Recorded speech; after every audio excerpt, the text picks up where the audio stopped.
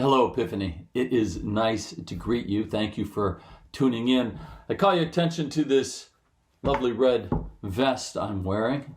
I don't know if it's lovely, but I do know it's red. And I wear it to remind you that the Feast of Pentecost is just around the corner. It's coming up this Sunday morning, 8:45, May 31st. I really want to invite you to participate. Pentecost is the birthday of the church, right? It's when the church was born, right? And moved from a Jewish cult out to all corners of the world, spreading the good news of the kingdom of God.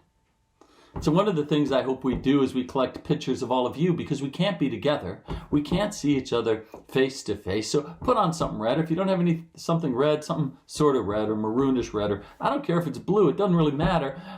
Take a picture of yourself with your phone holding a candle, and we're going to show those in the service on Sunday just to sort of bring us back together, right? Sort of a homecoming of sorts.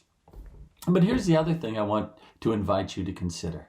One thing that I've heard, because I've heard from so many of you, and I'm grateful to be able to stay in touch with you, is that church at home isn't quite the same as church in church.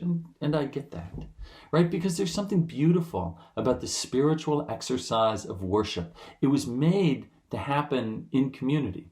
So when you come into church on Sunday, you've entered a space where other people are praying. They've prepared somehow to come to church on Sunday morning.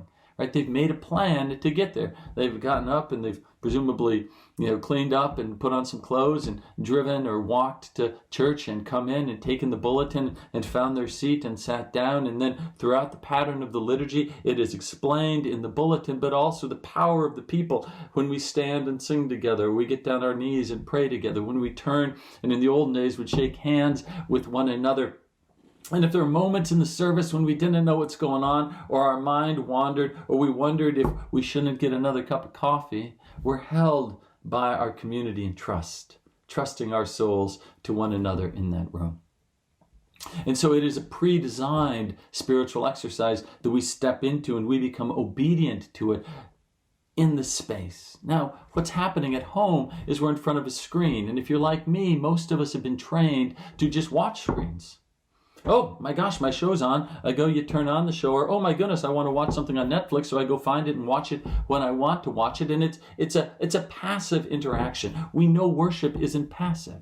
And so what I invite you to do is prepare for worship. I invite you to set aside some bread and some wine the night before. I invite you to lay out your clothes. I invite you to print the program. I invite you to set up the space. I invite you to get there early and not rush down and sit down and turn it on and watch it, but rather prepare yourself. Prepare yourself to worship together. It's not the same. But if you're struggling right now with worship and you're finding it less than fulfilling, I invite you to try this.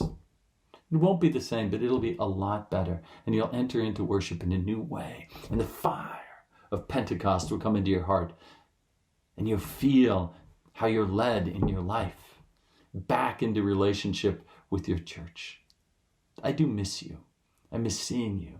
I pray for you. I think about you. You are in my mind when I'm there preaching on Sundays, and I love you.